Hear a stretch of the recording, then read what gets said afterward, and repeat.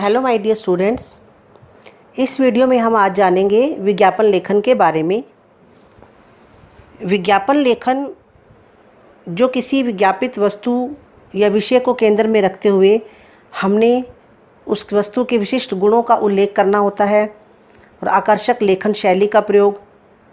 जो भी हमारी प्रेजेंटेशन होती है, प्रस्तुतिकरण होता है हमारा, उसमें नयापन, वर्तमान से जुड़ाव और दूसरों से भिन्नता, तो उसमें आवश्यकता अनुसार नारा या स्लोगन का भी प्रयोग करना होता है। कक्षा 10वीं में बोर्ड की परीक्षा में यह प्रश्न 5 अंकों का पूछा जाता है। वैसे तो इसमें बॉक्स, चित्र और रंग का उपयोग होता है, लेकिन कभी कभी बच्चे उसका प्रयोग नहीं करते, वो चित्र वगैरह नहीं बनाते, तो जिससे उनकी प्रेजेंटेशन में थोड़ी कमी आ जाती है। अगर वो बनाएंगे तो उसके लिए बहुत अच्छा रहेगा। तो 5 अंकों का ये प्रश्न आता है।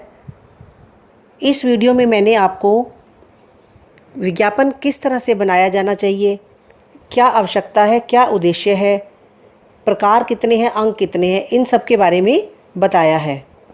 आप वीडियो को एंड तक देखें, अंत तक देखें, ताकि आपको समझ में आए, क्योंकि जब तक आप इन चीज़ों के बारे में नहीं जानेंगे कि विज्ञापन की आवश्यकता क्यों होती है, उसका उद्देश्य क्या है, तब तक एक अच्छा विज्ञापन बनाने में आप सक्षम नहीं रहेंगे।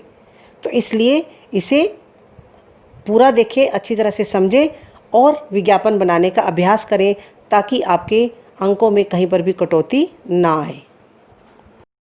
बच्चों, विज्ञापन शब्द संस्कृत भाषा का शब्द है, जिसका कोशीय अर्थ होता है शिष्ट उक्ति या प्रार्थना या अनुरोध। विज्ञापन ज्ञापन शब्द में वी उपसर्ग लगाने से बना है। वी अर्थात विशेष और ज्ञापन अर्थात सूचना देना, अर्थात किसी वस्तु या तथ्य के बारे में विशेष जानकारी देना या सूचना देना विज्ञापन कहलाता है।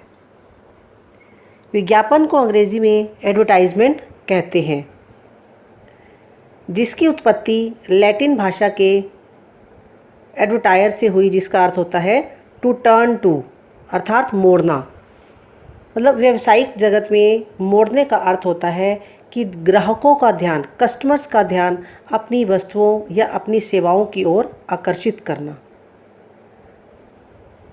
मतलब आम भाषा में अगर हम कहें तो विज्ञापन का आशय वस्तु या उत्पाद प्रोडक्ट के संबंध में विशेष जानकारी प्रदान करने के ढंग से लगाया गया है। तो इस तरह से विज्ञापन एक ऐसा साधन है जिसके द्वारा ग्राहकों को वस्तुओं अथवा सेवाओं के संबंध में जानकारी दी जाती है और उन्हें खरीदने के लिए प्रेरित एवं आकर्षित किया जाता है।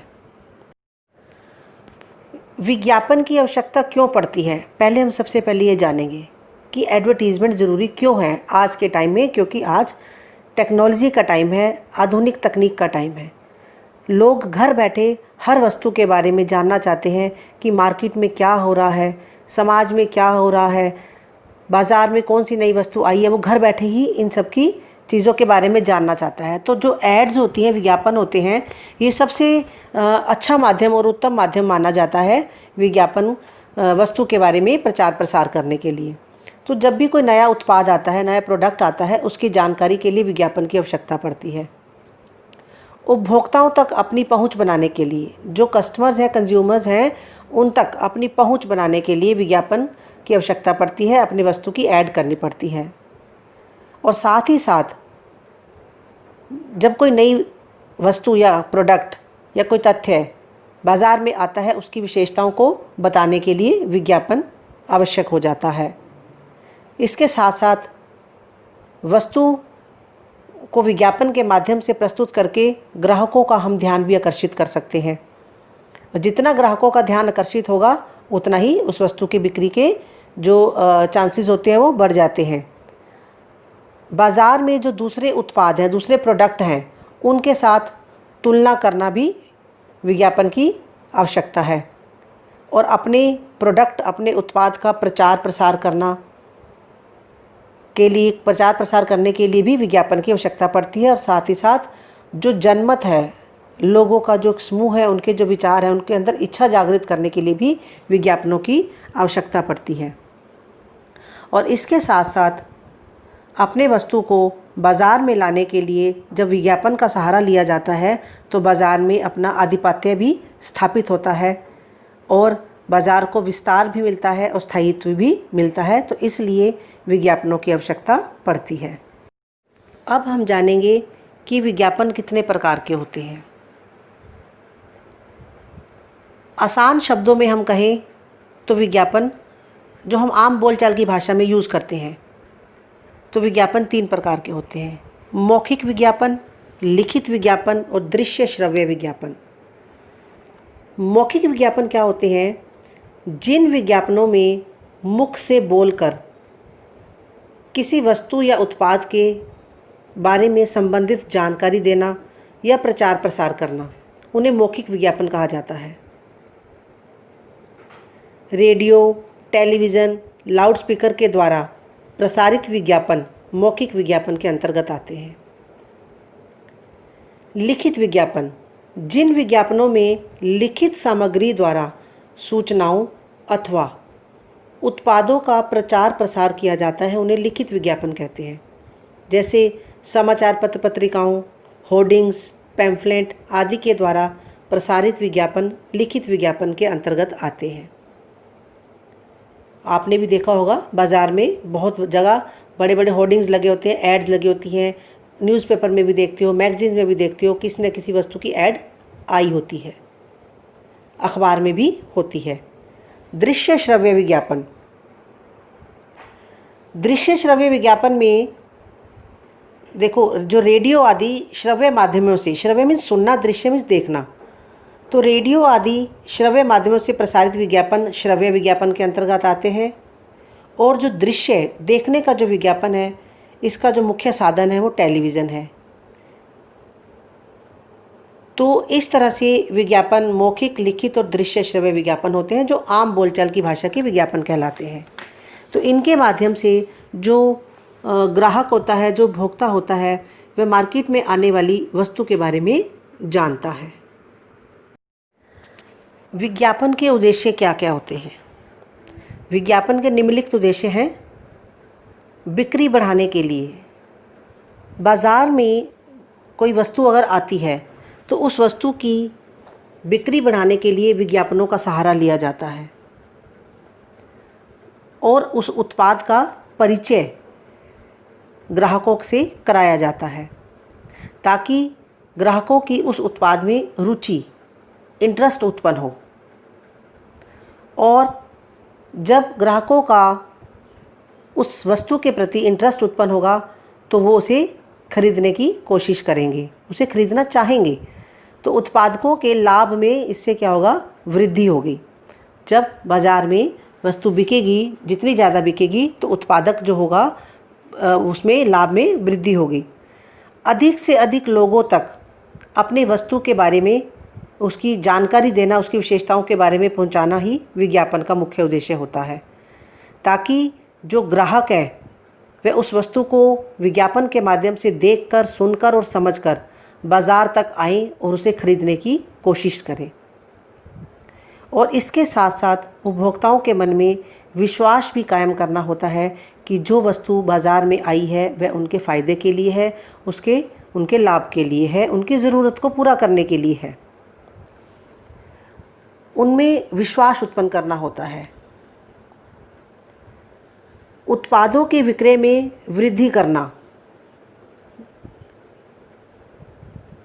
इससे क्या होगा कि जब विज्ञापन के माध्यम से किसी वस्तु का प्रचार प्रसार किया जाएगा तो उत्पादन की सेल या उसकी बिक्री बढ़ जाएगी और उसके विक्रय संबंधी आकर्षक योजनाएं भी बनाई जाती हैं। कभी कभी आप देखो कि किसी वस्तु की जब ऐड आती है, कोई उसका विज्ञापन दिया जाता है तो कुछ ना कुछ आकर्षक योजना उसके साथ जोड़ दी जाती है।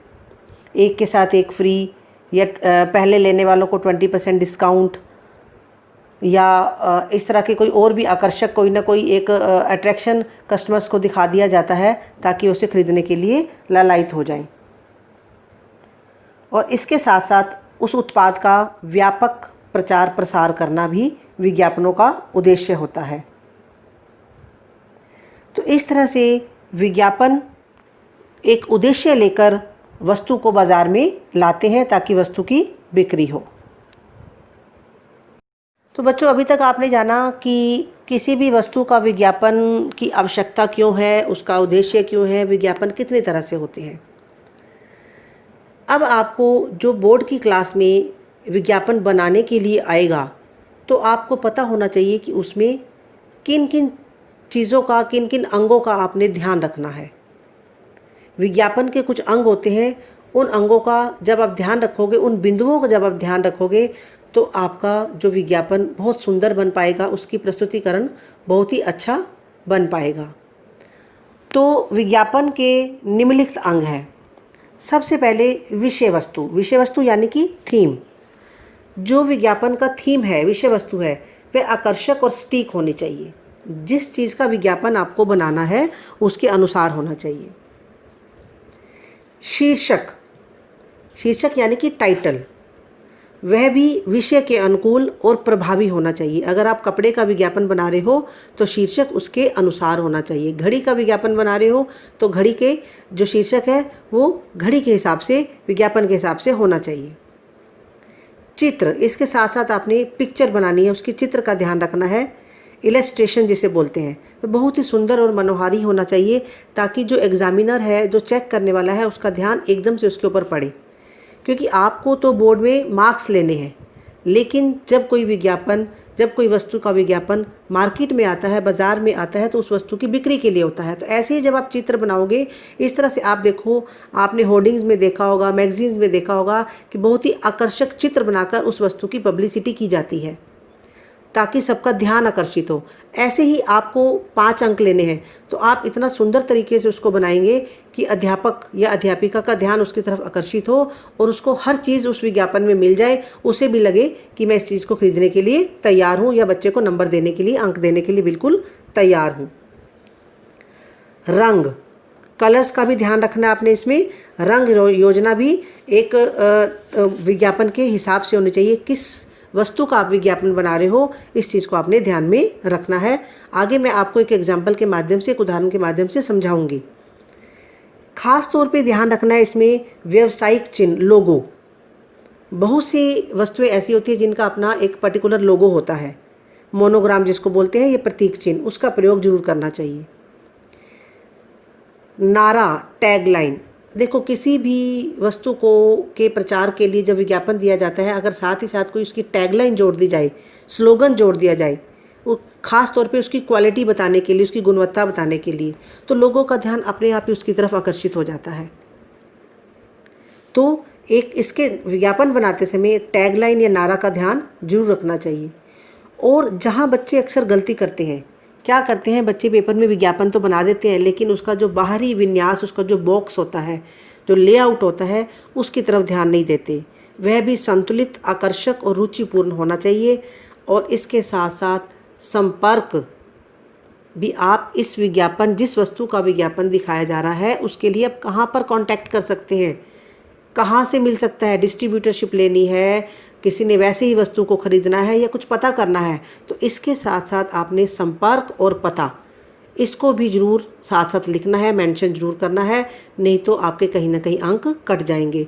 तो विज्ञापन के इन अंगों का जब आप ध्यान रखकर एक विज्ञापन बनाएंगे तो आपके पेपर में आपके कहीं से भी मार्क्स कटने का स्कोप नहीं रह जाएगा। बच्चों, विज्ञापन बनाते समय कुछ बातों को ध्यान रखना पड़ता है। आप भी कहोगे कि मैम विज्ञापन तो बनाना सिखा नहीं रही, बहुत कुछ बताई जा रही है। बेटे, किसी भी चीज़ को जब आपने प्रेजेंट करना है, किसी भी चीज़ की जब आपने किसी के सामने प्रस्तुत करना है, उससे पहले उसके बारे में जानना बहुत आवश्यक होता है। ऐसे ही नहीं कि कुछ भी बनाया और आपने सामने प्रस्तुत कर दिया। उसकी तैयारी करनी पहले आवश्यक होती है कि क्यों होती है, हमें जानकारी होनी चाहिए। छोटी छोटी बातों का हमें पता होना चाहिए कि विज्ञापन क्यों बनाया जाता है, क्यों दिखाया जाता है, लोगों के सामने किस लिए आता है, उसका पर्पस क्या है, क्यों आवश्यकता पड़ती है हमें। तो इसलिए इन सब बातों को बताना आवश्यक है और इन बातों को समझना भी आवश्यक है। जब भी आप किसी विज्ञापन को बनाएंगे तो उसमें सबसे पहले आपने क्या ध्यान रखना है, जो भी आप उसमें अपने शब्दों का प्रयोग करेंगे, वाक्यों का प्रयोग करेंगे, वह वाक्य संक्षिप्त एवं छोटे होने चाहिए। बहुत लंबी लंबी लाइनों में वाक्य नहीं होने चाहिए।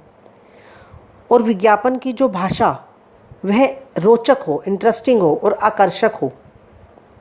आम बोलचाल की भाषा नहीं हो जैसे हम आपस में बात करते हैं। तो भाषा रोचक एवं आकर्षक होनी चाहिए। किसी भी वस्तु का आप विज्ञापन बना रहे हैं और उस विज्ञापन को बनाते समय उस वस्तु का जो भी आप मैसेज देना चाहते हैं, संदेश देना चाहते हैं, वह बिल्कुल स्पष्ट होना चाहिए, क्लियर होना चाहिए आप कहना क्या चाहते हैं। अगर आप किसी दूध की डेयरी का विज्ञापन देना चाहते हैं तो उसमें क्लियर होना चाहिए कि आप इसमें मिल्क प्रोडक्ट्स के बारे में बताने जा रहे हो।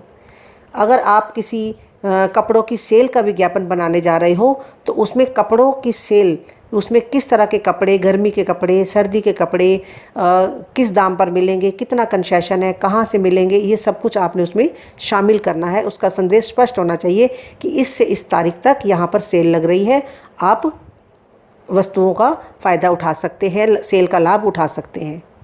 सूचनाप्रद, जो आपने मैसेज देना है सूचनाप्रद, वह सूचना बिल्कुल क्लियर होनी चाहिए। और जो भी आप चित्र बनाएंगे विज्ञापन के अंदर, जिस भी वस्तु का आप विज्ञापन बनाने जा रहे हैं, जो भी आप चित्र बनाएंगे वह बिल्कुल क्लियर पिक्चर होनी चाहिए, वह स्पष्ट होनी चाहिए।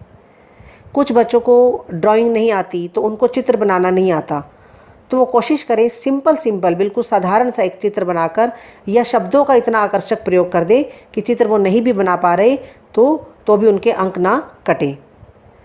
विज्ञापन बनाते समय सबसे खास बात जिसका ध्यान रखना होता है, उसमें विज्ञापन जब बनाते हो और लिखते हो, जब आप शब्दों और वाक्यों का प्रयोग करते हो तो उसमें कोई भी नकारात्मक मीन्स नेगेटिव, कोई भी नेगेटिव बात नहीं होनी चाहिए।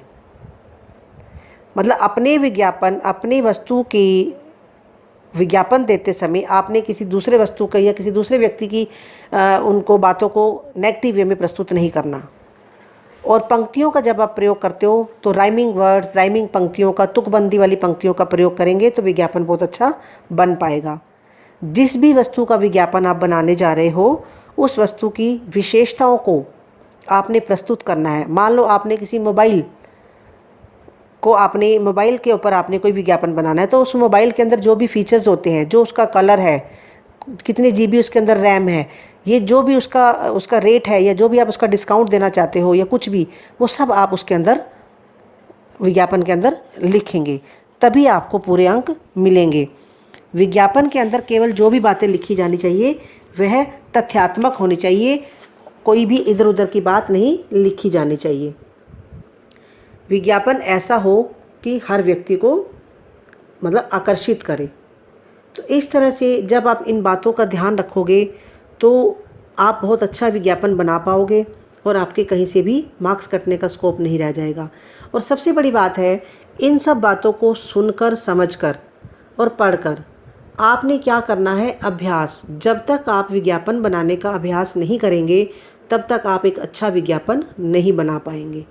तो इसके आगे मैं आपको एक उदाहरण के द्वारा समझा रही हूँ कि विज्ञापन आपको किस तरह से बनाना चाहिए।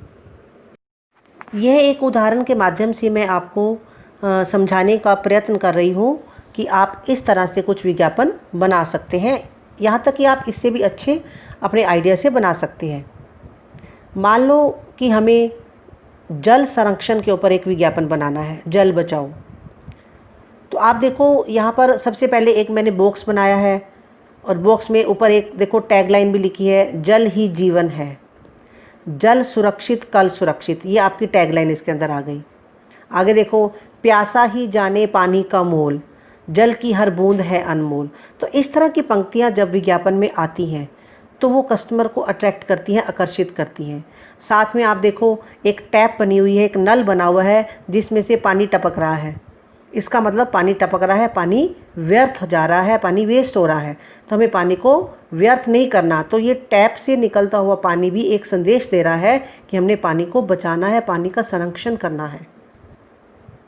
जल संरक्षण ज़रूरत भी है, कर्तव्य भी। हर व्यक्ति के जीवन में जल का बहुत महत्व है और हमारी ड्यूटी है, हमारा कर्तव्य है कि हम पानी को बचाएं। अब इसके साथ साथ आप देखो, आप विज्ञापन बनाकर एक ये मैसेज दे सकते हो, आपका उद्देश्य थीम पूरा हो जाएगा। सावधानी बरतें, नल खुला ना छोड़ें। आरओ, हर किसी के घर में आरओ लगा हुआ है, आरओ के व्यर्थ पानी का प्रयोग करें, उस पानी को कहीं ना कहीं यूटिलाइज़ कर सकते हो। आवश्यकता अनुसार पानी का प्रयोग करें, जितनी ज़रूरत है पानी उतना यूज़ करें। अननेसेसरी, जैसे हम गाड़ियाँ रोज़ धोने लग जाते हैं, बाहर हम आंगन रोज़ धोने लग जाते हैं, कई बार टैप खुली रह जाती है, तो इस तरह से पानी बहुत वेस्ट होता है। ये आप लोगों को भी पता है कि धीरे धीरे पानी की मात्रा कम होती जा रही है। आने वाले टाइम में हमें समस्या का सामना करना पड़ सकता है। साथ साथ आप देखो, जल संरक्षण पर जानकारी हेतु संपर्क करें। किससे करेंगे? ये पर्यावरण विभाग के अंदर अंतर्गत आता है। तो पर्यावरण विभाग वेबसाइट www.savewater.com। दूरभाष लिख दिया हमने, जरूरी नहीं आपने ओरिजिनल लिखना है, 012345 तो इस तरह से हमारा विज्ञापन जल संरक्षण पर था। तो हमने वो सारी चीज़ें इसके अंदर डाल दी जितनी हमें ज़रूरत है। थोड़े थोड़े कलर्स कर दिए इसके ऊपर, आप अपने हिसाब से कलर्स का प्रयोग कर सकते हैं। कोशिश करें कि पेंसिल कलर करें और लाइट कलर करें, डार्क ना करें, क्योंकि जब स्केच पेन आंसर शीट के ऊपर यूज़ हो जाता है तो उसके पिछले पेजेस साथ में ख़राब हो जाते हैं। उसमें क्या होता है, कभी कभी स्केच का कलर अगले पेज पर भी लग जाता है, तो आपके जो क्वेश्चन लिखे होते हैं वो दिखते नहीं हैं।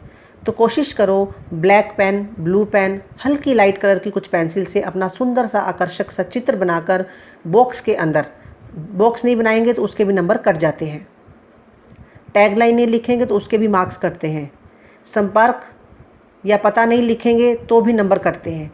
एक एक करके ये आपको यहाँ पर इसके नंबर मिलते हैं।